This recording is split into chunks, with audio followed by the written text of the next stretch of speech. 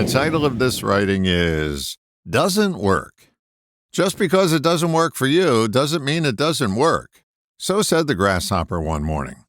Have you ever scoffed at something and wondered how people could be so stupid to fall for something that doesn't work? Take the email from the far-off prince who wants to leave you their entire fortune as an example.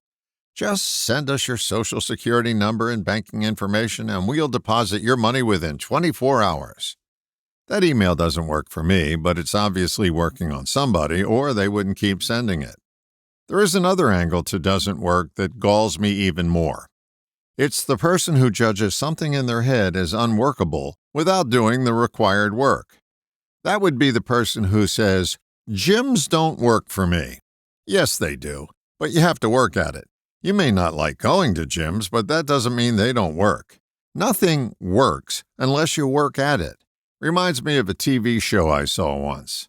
My son watches this show while cooking in the kitchen. It's called Bar Rescue. It's about this bar consultant who goes into a struggling bar, makes assessments, makes recommendations, makes changes, all in an effort to turn the business around and start making a profit.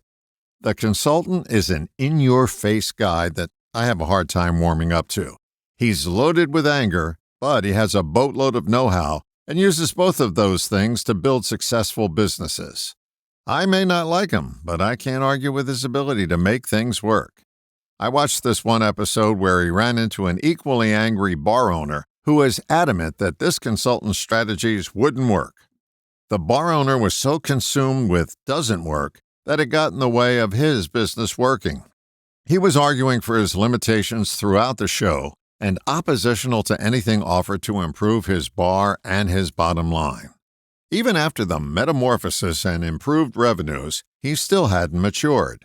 He undid many of the changes they made, and my guess is that his business will go back to underperforming, all because he stayed with his judgments in his head that had no evidence to support them, instead of sticking with what had proven to work.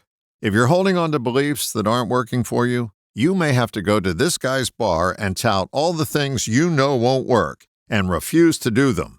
And then the two of you can drown your sorrows together.